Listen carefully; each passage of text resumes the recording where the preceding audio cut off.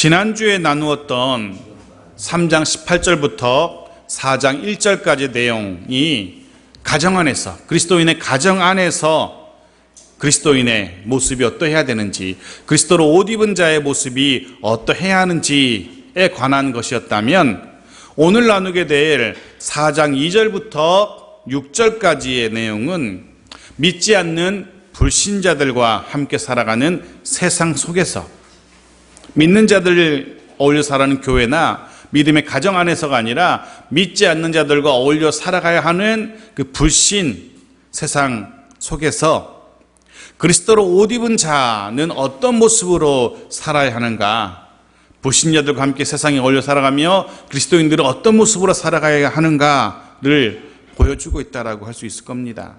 2절 말씀 보십시오. 같이 읽겠습니다. 시작. 기도를 계속하고 기도에 감사함으로 깨어 있으라. 가장 먼저 우리가 세상 속에서 힘써야 할 것, 기억해야 될 것, 기도를 계속하고, 우리말 성경에는 계속하고 기도를 계속하다라고 번역하고 있는데요, 그 원어상의 원래의 의미는, 실제 의미는 힘쓰고입니다. 항상 힘쓰고, 우리를 그것을 계속하다라고 번역하고 있는데, 기도를 항상 힘쓰고 이렇게 번역해야 됩니다. 그래서 표준 세번역은 이렇게 번역합니다. 아예 기도에 힘을 쓰십시오, 이렇게 번역하고 있어요. 그렇습니다. 세상 속에서 그리스도인들 가장 먼저 기도에 힘써야 합니다. 사실 기도 외에도 그리스도인들이 세상 속에서 힘써야 할 것들, 그리스도인으로 살기 위해서 힘써야 할 것들이 많이 있습니다. 하지만 그 중에서도 가장 힘써야 할 것이 있다면 바로 그건 기도라고 사도 바울이 지금 우리에게 교훈하고 있는 겁니다. 사도 바울이 골로새 교회에게 교훈하고 있는 겁니다. 그래서 사도 바울은 가장 먼저 항상 기도에 힘써야 한다라고 권면합니다. 항상. 기도해도 당장 응답이 없을 수 있습니다. 기도해도 당장은 상황이 변하지 않을 수 있습니다. 기도해도, 아무리 간절히 기도해도 여전히 힘들고 지치고, 기도해도 여전히 정말 버거운 하루하루를 살아야 할지도 모릅니다. 그런데 여기 항상 기도 힘쓰라는 이 표현은 그럼에도 불구하고 포기하지 말라는 겁니다. 그럼에도 불구하고 낙심하지 말라는 겁니다. 그럼에도 불구하고 응답하실 하나님에 대한 기대, 믿음을 가지고 계속해서 기도하라는 겁니다. 당장은 상황이 바뀌지 않아도, 당장은 응답이 없는 것 같아도, 그게 항상이라는 단어 속에 포함된 의미입니다. 세상 속에서 그리스도인으로서, 위의 것을 생각하는 자로서 우리는 가장 먼저 기도에 항상 힘써야 합니다. 또 한 가지 사도 바울은 기도에 항상 힘쓰라 말하면서 덧붙여서 기도에 감사함으로 깨어있으라 라고 권면합니다. 감사함으로 깨어있으라. 한 문장으로 되어 있지만 실제로는 두 가지를 이야기하고 있습니다. 먼저는 감사라는 것에 중점을 둡니다. 감사하는 마음으로 기도하라는 권면입니다. 이 이야기는 지금 나의 환경이나 지금 나의 기분이나 지금 나의 감정의 어떠함과 상관없이 그것을 초월해서 기도하라는 겁니다. 내 지금 환경이 힘들다고 기도를 그쳐서는 안 된다는 겁니다. 내 기분이 나쁘다고, 내 감정이 상한다고 기도를 그쳐서는 안 된다는 의미가 그 속에 들어 있습니다. 더불어 기도 응답에 대한 강한 믿음을 가지고 기도해야 한다는 권면이 담겨 있기도 합니다. 그것이 어떤 응답이든, 그것이 하나님의 응답이라면 그것이 내게 가장 좋은, 가장 적당한 하나님의 응답이라는 믿음을 가지고 기도하라는 것이 이 감사라는 단어 안에 들어 있습니다. 근데 어떤 이들은 하나님의 응답 앞에서 이렇게 반응하기도 합니다. 하나님 분명 응답하셨는데 하나님의 그 응답 앞에서 하나님께 그렇게 반응하죠. 하나님, 이건 아니지요. 제가 다시 기도할 테니까 하나님이 신중하게 다시 한번 생각해 보시고 다른 응답을 주십시오 라고. 근데 그건 기도가 아니죠. 거의 협박에 가깝습니다. 협박에 가깝지 않습니까? 하나님, 이거 아닙니다. 다시 돌려드리겠습니다. 다른 응답, 좀 더 신중하게 생각해 보시고 제 마음 아시지 않습니까? 제 환경 아시지 않습니까? 딱 맞는 거 그걸로 대답해 주십시오. 응답해 주십시오. 분명 협박에 가까운데 실제로 보면 의외로 많은 기독교인들이 이런 식으로 기도합니다. 하나님의 응답이 이렇게 주어졌는데 자기 마음에 안 들고 형편에 어울리지 않는다 생각해서 그건 아니죠. 쓱 밀쳐놓고 다른 응답을 주십시오 라고. 그건 감사로 기도하는 게 아니죠. 감사함으로 기도하라는 것은 그것이 가장 좋은, 내 마음에 안 들어도 지금 내 형편에 안 맞는 것 같아도 그것이 하나님의 응답이라면 하나님 앞에 감사한다는 것, 받아들인다는 겁니다. 또 한 가지 깨어있으라라고 권면하고 있죠. 이 말은 정신 바짝 차리고 기도하라는 겁니다. 정신 바짝 차리고. 왜냐하면 자칫 잘못하면 중언, 부언, 헛소리 하게 되는 거죠. 자칫 잘못하면 내 욕심대로 기도하게 되는 거죠. 하나님의 뜻을 따라서 기도하는 것이 아니라 그저 자신의 욕심을 채우기 위해서 구하는 그런 기도가 될 수 있기 때문에 정신 차리고 기도해야 되는 겁니다. 깨어 있어야 되는 겁니다. 그래서 같은 의미로 베드로 사도는 이렇게 권면하고 있습니다. 베드로전서 4장 7절 말씀 보십시오. 같이 읽겠습니다. 시작. 만물의 마지막이 가까이 왔으니 그러므로 너희는 정신을 차리고 근신하여 기도하라. 이렇게 기도해야 됩니다. 정신 차리고 중언부언하지 않도록, 헛소리하지 않도록, 내 욕심을 구하지 않도록 정신 바짝 차려야 합니다. 감사하는 마음으로 정신을 차리고, 어쩌면 이 두 가지는 기도의 큰 두 개의 기둥이라고도 할 수 있을 것입니다. 그래야만 죄악 많은 세상 속에서 불신자와 함께 어울려 살아가면서, 또 사단마귀가 권세 잡고 있는 이 세상 속에 살아가면서 그 사단마귀가 우는 사자처럼 믿는 자를 삼키려고 하는 이 세상 속에서도 그리스도인답게, 그리스도로 옷 입은 자답게 살아갈 수 있는 겁니다. 해서 베드로전서 5장 8절에서 베드로 사도는 또한 이렇게 교훈하기도 합니다. 같이 읽어보겠습니다. 근신하라, 깨어라. 너희 대적마귀가 우는 사자같이 두루다니며 삼킬 자를 찾나니. 그래서 여기 삼켜 먹히지 않으려면 우리는 기도해야 되는 겁니다. 불신 세상 속에서 살아가는 우리들 기도해야 되는 겁니다. 다 믿는 자들만 있다면 매일같이 하나님을 찬양하고 매일같이 하나님께 영광 돌리고 그런 세상이라면 기도할 게 뭐 있겠습니까? 불신 세상 속에서 살아가야 할 그리스도인들이기 때문에 그 속에서 우리는 가장 먼저 기도해야 합니다. 자, 3절입니다. 3절 같이 읽겠습니다. 또한 우리를 위하여 기도하되 하나님이 전도할 문을 우리에게 열어주사 그리스도의 비밀을 말하게 하시기를 구하라. 내가 이 일 때문에 매임을 당하였노라. 골로새 성도들에게 먼저 기도해라 라고 권면한 사도 바울이 이제 한 걸음 더 나가서 자기 자신만을 위해서 기도할 것이 아니라 서로를 위해서 기도할 것을, 즉 중보하며 기도할 것을 부탁합니다. 가장 먼저는 자신과 함께 복음을 전하는 자들, 그들을 위해서 기도해 줄 것을 부탁하죠. 갈라디아서 6장 2절에는 이런 표현이 있는데요. 같이 읽어보겠습니다. 시작. 너희가 짐을 서로 지라. 그리하면 그리스도의 법을 성취하라. 그리하여 그리스도의 법을 성취하라. 너희가 서로 짐을 서로 지라. 서로 도와주고, 서로 격려해주고, 서로 위로해주고, 버거운 자가 보이면 같이 힘을 도와주고. 그런데 어떻게 그렇게 할 수 있습니까? 어떻게 서로의 짐을 질 수 있습니까? 서로를 위해서 기도함으로 서로의 짐을 지어줄 수 있는 겁니다. 그의 문제를, 그 사람의 문제를 내 문제인 양 품고 내가 기도하는 겁니다. 그의 아픔을 내가 당하는 아픔인 것처럼 그 아픔을 위해서 기도하는 겁니다.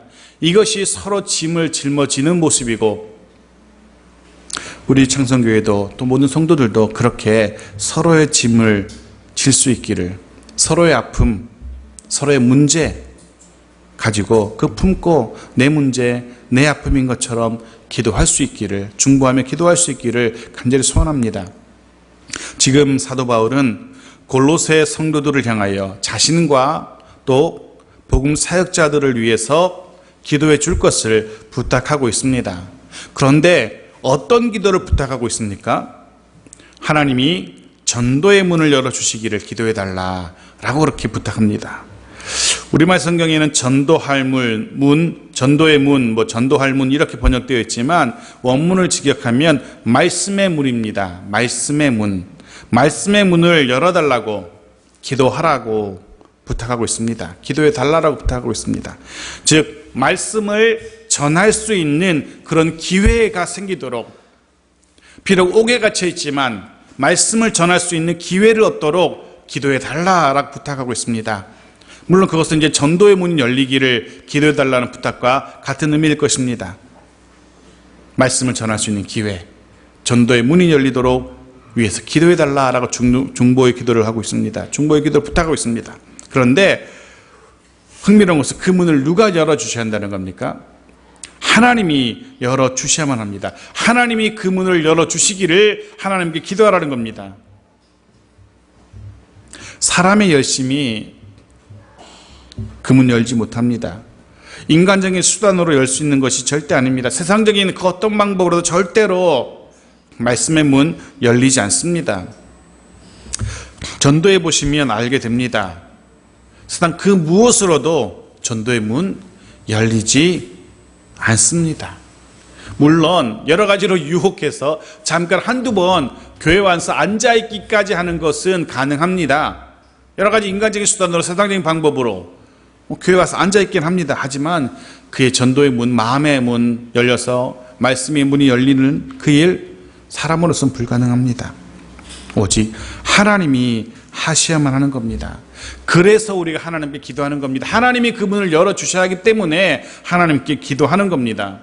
지금 사도 바울은 자신을 위해 기도를 부탁하면서 사도 바울 자신의 일신의 유익을 위해서 기도해달라고 부탁하고 있지 않습니다. 감옥에서 풀려나도록 지금 기도해달라고 그렇게 부탁하고 있는 게 아닙니다. 그 힘든 환경이 바뀌도록 기도해달라고 부탁하고 있는 게 아닙니다. 자신을 통해서 어찌하든 자신을 통해서 복음이 증거되어지도록, 자신을 통해서 자신과 같은 복음 사역자들을 통해서 복음이 증거되기를 위해서 기도해 달라라고 부탁합니다. 이것이 바울의 간절한 소원이었습니다. 비록 몸은 감옥에 있지만, 차디치 않은 감옥에 있지만, 그럼에도 불구하고 낙심하지 않고 포기하지 않고 계속해서 복음을 전할 수 있는 문이 열려지도록 골로새 교회 성도들이여 기도해 주십시오 라고 부탁하고 있는 겁니다. 어쩌면 그것이 죽음을 앞둔 노사도 바울의 간절한, 가장 큰, 아니 어쩌면 유일한 소망이었던 것 같습니다. 또한 그 소망 때문에, 그 일 때문에 자신이 옥에 갇히게 되었다고 고백하고 있기도 합니다. 그 일 때문에 옥에까지 갇히게 된 겁니다. 무슨 이야기입니까? 사도 바울의 평생의 소망이 바로 그것이었다는 겁니다. 전도의 문을 열고 복음을 전하는 것, 예수 그리스도의 비밀, 그 십자가와 부활 사건으로 말미암은 구원에 대한 이야기, 이것을 전하게 되어지는 것, 이것이 사도 바울의 평생의 소망이었습니다. 이 소망을 이루기 위해서 여기까지 달려왔고 지금까지 달려왔고 그것 때문에 옥에까지 갇히게 되었노라 라고 이야기하는 겁니다. 그러면서 지금도 그 일 때문에 이 차디찬 로마의 감옥에 갇히긴 했지만 그럼에도 불구하고 지금도 여전히 그 일을 계속할 수 있게 해달라고 하나님께 기도해 주십시오 라고 기도를 부탁합니다. 말 그대로 사나 죽으나 사도 바울의 평생의 소원은 복음의 증거였습니다. 로마서 14장 8절 같이 읽어보겠습니다. 시작. 우리가 살아도 주를 위하여 살고 죽어도 주를 위하여 죽나니 그러므로 사나 죽으나 우리가 주의 것이로다. 아멘.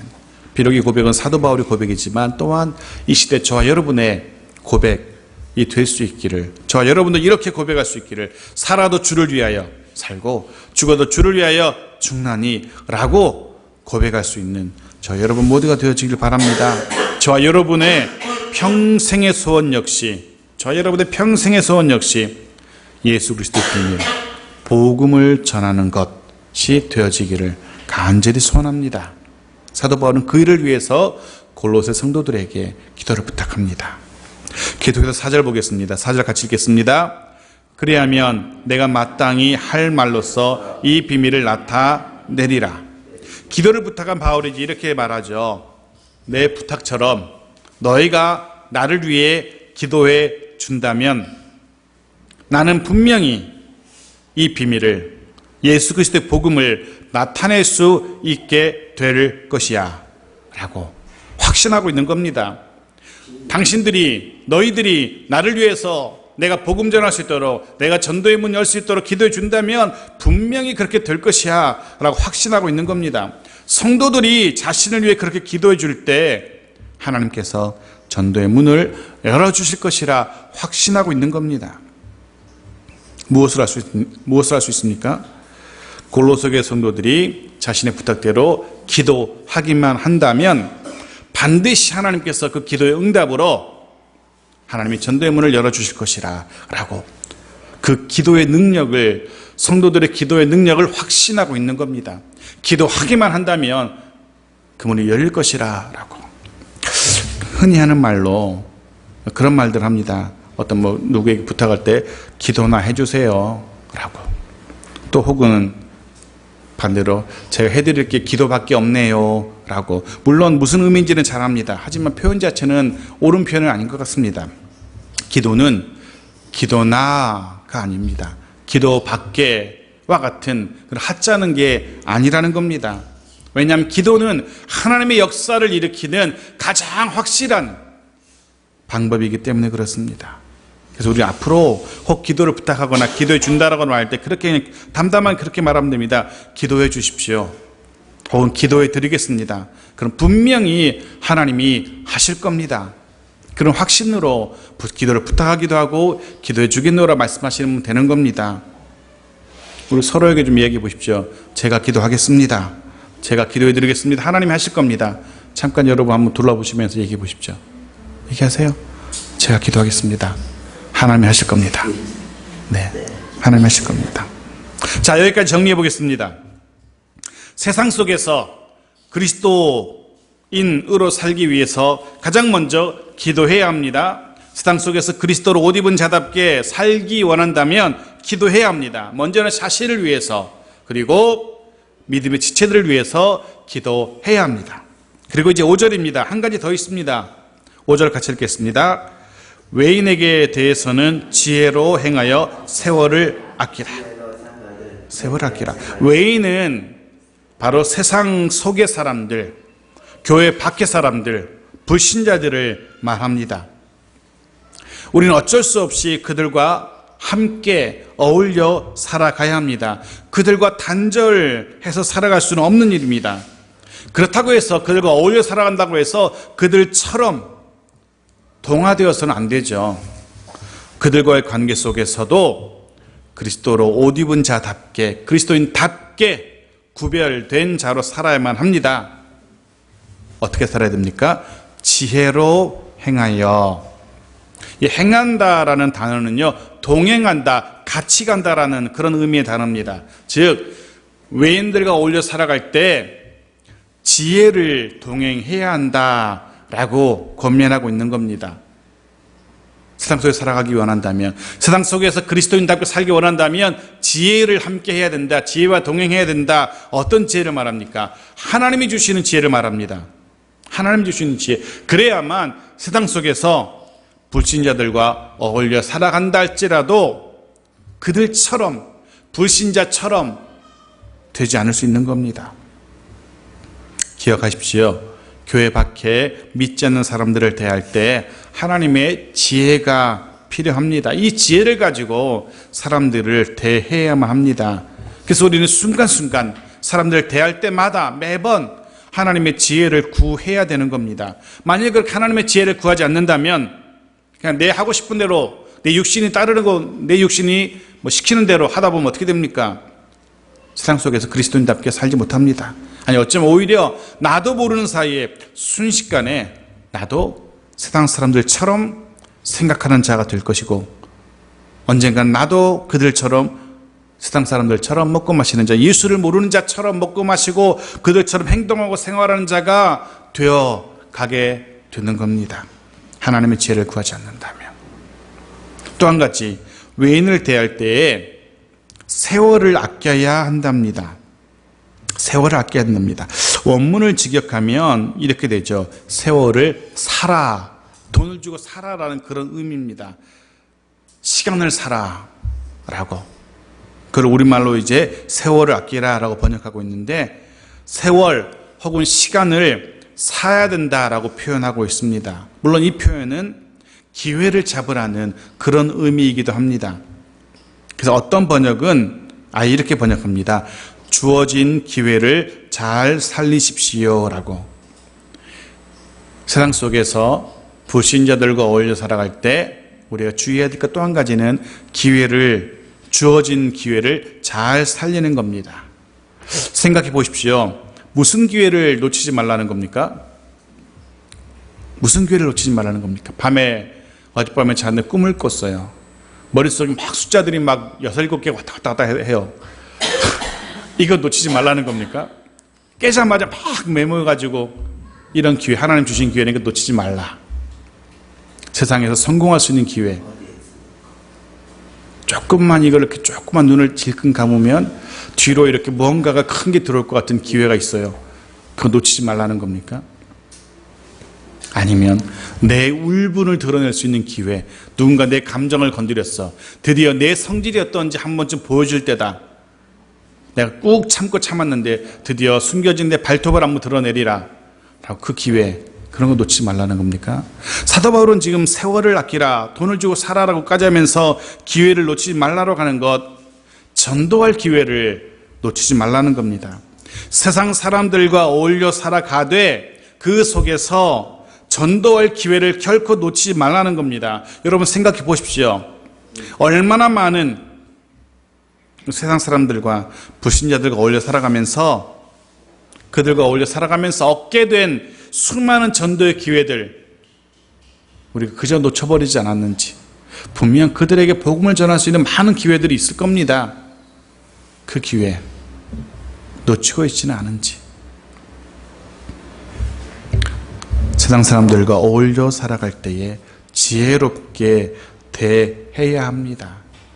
그렇다고 전도할 기회를 놓치지 말라고 막 윽박지르듯이 막 저주하면서 그따위로 살아서는 지옥 간다고 막 이렇게 해서도 안 되죠. 지혜를 가지고 전도할 기회도 놓치지 말면서 지혜로 행해야 되는 겁니다. 이것이 세상 속에 살아가는 그리스도로 옷 입은 자 혹은 그리스도인의 마땅한 모습입니다. 저와 여러분이 우리가 교회에서만 살 수 있는 게 아니잖아요. 믿음의 가정만 있는 게 아니잖아요. 불신 가정도 있잖아요. 그 속에서 혹은 세상 속에서 어떻게 살아야 됩니까? 지혜로, 하나님의 지혜로. 그러면서 전도할 기회가 주어진다면 놓치지 않도록. 자, 마지막 6절입니다. 6절 같이 읽겠습니다. 계속해서 외인들에 대해서 교훈합니다. 같이 읽겠습니다. 너희 말을 항상 은혜 가운데서 소금으로 맛을 냄과 같이 하라. 그래야면 각 사람에게 마땅히 대답할 것을 알리라. 그리스도인의 말, 언어 생활에 대한 권면입니다. 성도들이 세상 속에서 가장 신경 써야 할 부분이기도 합니다. 결코 세상 사람들이 우리를 이렇게 그냥 그리스도인이구나 하고 이렇게 스쳐 지나간다는 생각하지 마십시오. 의외로 지켜본 눈들이 많이 있습니다. 세상 사람들 믿지 않는 사람들이지만 그들은 자신들이 믿지 않으면서 의외로 믿는 저희들을 주목하는 일들이 많습니다. 그러게 우리는 더더욱 언어 생활 조심해야 됩니다. 그리고 결국 세상 사람들이 우리를 판단하는 가장 좋은 방법이 뭐겠습니까? 우리의 우리 언어 생활, 그것입니다. 그것으로 우리를 판단합니다. 물론 여기서 말하는 언어라는 말이라는 것은 비언어적인 것까지 다 포함합니다. 우리 표정이나 우리의 행동까지를 다 포함하는 그런 의미입니다. 우리 표정, 말, 행동 조심하라는 겁니다. 세상 속에서 특별히 우리 말들 조심해야 됩니다. 가끔 이렇게 저는 주로 주중에 여기서 교회에서 밥을 식사를 하긴 하는데 가끔 손님이 오시거나 하면 이렇게 밥을 먹으러 외부에 나가서 식사를 같이 사 먹을 일이 있습니다. 가끔 보면 권사님들이 옆에서 막 떠드는 경우들이 많아요. 특히 목요일, 금요일 같으면 그때 점심때 가면은 그 테이블 5개 있으면 그 중에 하나는 반드시 권사님들 테이블입니다. 와서 막 얘기를 해요. 그러면 들리죠. 어쩔 수 없이 들립니다. 제가 또 하고 있는 일이 그렇다 보니까, 제가 목사다 보니까 서로 얘기하면서도 그 사람들에게 다 들립니다. 간혹은 은혜로운 말도 있고요. 때로는 귀를 닫고 싶은 그런 이야기들도 있고요. 제가 제일 안타까운 건, 제가 새벽 예배 마치고 일주일에 한 번은 이제 저를 또 귀히 여기시는 예뻐하시는 선배님 오셔서 밥을 이렇게 한 번씩 꼭 해주세요. 일주일에 한 번씩 오셔가지고 이제 새벽 예배 마치자마자 밑에 들어가서 그 새벽부터 순댓국, 뭐 감자탕 이런 걸 꼭 한 번씩 먹어요. 근데 그때 그 새벽에 가면은요, 희한하게 꼭 그 새벽부터 술 드시는 분들이 계세요. 그 중에는 이제 일하시는 분들도, 일을 마치고 오신 분들도 계시고, 또 젊은 청년들도 있고요. 많은 사람들이 아침부터 이렇게 해장술을 하더라고요. 근데 그 중에 의외로 기독교인들이 있습니다. 그 소주 한 잔 기울이면서 그렇게 교회 이야기를 해요. 그럼 저랑 이제 선배 목사님이 앉아가지고 입이 근질근질 합니다. 술을 먹으려면 그냥 먹고 그 앞에서 교회 얘기 좀 하지 말라고 좀 하고 싶어요, 정말로. 그냥 먹을 때는 그냥 먹고 말지. 꼭 있으세요. 그래서 뭐 먹으면 정치 얘기, 교회 얘기 막 하세요. 무슨 좀 먼저 한마디 하고 싶기도 하고, 그랬다 싸움이 날 것 같기도 하고. 말 조심해야 됩니다. 세상 속에서. 사도 바울이 어떻게 표현하면 이렇게 표현해요. 은혜 가운데서 소금으로 맛을 냄과 같이 하라. 이렇게 말하래요. 소금으로 맛을 냄과 같이 말하래요. 이게 어떻게 말하는 겁니까? 표준 세번역은 이렇게 번역하고 있어요. 같이 읽어보겠습니다. 시작. 소금으로 맛을 내는 것과 같이 은혜가 넘치는 말을 하십시오. 훨씬 더 이해가 쉽죠? 같은 말이라도 은혜롭게 말을 하라는 겁니다. 소금이 들어가면은요, 아무 맛 없는 밍밍한 그 음식의 맛이 짭짤한 맛과 함께 음식 맛이 살아나잖아요. 물론 이게 짠 음식이 결코 좋은 건 아니지만 적당히 들어가는 소금은 음식의 맛을 냅니다. 우리의 말이, 저와 여러분의 말이, 그리스도인들의 말이 외인들과 함께 살아가면서 그들의 관계 속에서 은혜가 되도록 말을 하라는 겁니다. 언제나 은혜로운 말, 친절한 말, 유익한 말을 하라는 겁니다. 가시돋친 말, 상대방을 불쾌하게 하는 말, 이런 거 하지 말라는 겁니다. 믿는 자들과의 관계에서는 두말할 것도 없습니다. 그죠? 심지어는 세상 사람들, 외인들에게도 은혜로운 말을 해야 한다면 믿음의 지체들, 또한 가족들에게는 더더욱 은혜로운 말을 해야 됩니다. 지난주에 우리 살펴보지 않았습니까? 아내는 순종의 말, 남편은 사랑의 말, 자녀는 복종의 말, 부모는 자녀를 존중하는 말, 이런 말을 해야 되는 겁니다. 그리고 오늘 본문에서는 외인을 대할 때 있는 언어 생활에 주의하는데 은혜로운 말로 사람을 대하십시오 라고 사도 바울이 권면합니다. 한 가지 더, 마지막. 각 사람을 대할 때 또 한 가지 주의할 것, 6절 다시 한번 보겠습니다. 6절 같이 읽겠습니다. 너희 말을 항상 은혜 가운데서 소금으로 맛을 냄과 같이 하라. 그리하면 각 사람에게 마땅히 대답할 것을 알리라. 각 사람에게 마땅히 대답할 것을 알리라. 다른 번역은 이렇게 번역하는데요. 여러분에게 묻는 이들에게 적절한 대답을 할 수 있어야 합니다. 이렇게 번역하고 있어요. 각 사람들, 세상 사람들, 불신자들, 외인들 우리에게 물어옵니다. 우리가 이렇게 지혜롭게 세월을 아끼며 전도의 기회를 놓치지 않고 은혜로운 말을 할 때 반드시 그들은 우리에게 물어옵니다. 교회에 대해 물어오고요, 구원에 대해 물어올 것이고, 예수 그리스도에 대해서 물을 겁니다. 하나님에 대해서 물을 겁니다. 그때 적당하게 대답할 수 있는 말을 준비해야 한다는 겁니다. 세상 사람들이 물어옵니다. 교회에 대해서, 예수님에게 대해서 물어옵니다. 여러분 뭐라고 대답하시겠습니까? 네이버에 물어봐, 이럴 수는 없잖아요. 그죠? 네이버 쳐봐, 이럴 수는 없잖아요. 우리가 이렇게 구원의 도리에 대해서 물어옵니다. 근데 거기다 대고 묻지도 말고 따지지도 말고 그냥 와, 이럴 수도 없잖아요. 적당하게 대답할 수 있어야 합니다. 여러분만의 대답을 가지고 계셔야 합니다. 누군가가 교회에 대해 물을 때, 구원에 대해 물을 때, 또 교회와 특별히 창성교회에 대해 물을 때 여러분 뭐라고 대답할지, 대답할 말 준비하고 계십시오. 지난 수요예배 시간에 사도 바울의 삶을 두 번에 걸쳐 살펴봤는데 지난주 첫 번째 살펴봤는데요. 지난 수요예배 시간에 사도 바울을 살펴보면서 그런 말씀을 나눴어요. 다메섹 도상에서 예수 그리스도를 만난 사울이 예수님에게 묻죠. 두 가지를 묻습니다. 주님, 당신 누구십니까? 라고. 또 한 가지는 주님, 그럼 당신을 위해서 내가 무엇 할까요? 이 두 가지를 묻습니다. 주님, 당신 누구십니까? 내 앞에 나타나신 당신 누구십니까? 그리고 묻죠. 그럼 주님을 위해서 제가 이제 어떻게 살까요? 뭘 할까요? 라고 묻습니다. 그리고 그가 깨달은 대답대로 자기가 깨달은 그 주님을 위하여 깨달은 그대로 이방인의 사도로 한평생을 달려갔죠.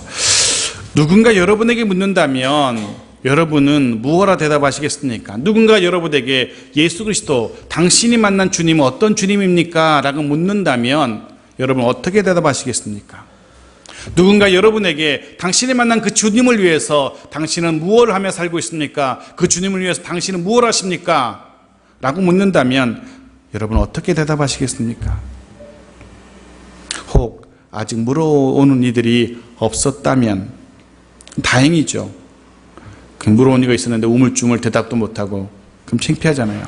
잘 준비하고 계십시오. 잘 준비되면 반드시 물어올 겁니다. 더 많이 준비할수록 더 많은 이들이 우리에게 구원의 도리에 대해서 질문할 겁니다. 말씀을 마칩니다. 오늘 사도 바울은 저와 여러분에게 권면합니다. 먼저 자신과 믿음의 지체들을 위해서 기도하라고, 그리고 믿지 않는 이웃들과의 관계에서 지혜롭게 행하라고, 전도의 기회도 놓치지 말라고 권면합니다. 오늘 말씀처럼 세상 속에서도 그리스도로 옷 입은 자답게 살아가기로 결단하는, 믿지 않는 이들 속에서도 구별된 그리스도인으로 살아가기로 결단하는, 그리고 실제로 내일부터 시작되는 한 주간 집에서건 직장에서건 동네에서건 마트에서건 이 말씀대로 그렇게 살아갈 수 있는 저와 여러분 모두가 되어지기를 주님의 이름으로 축원합니다. 아멘.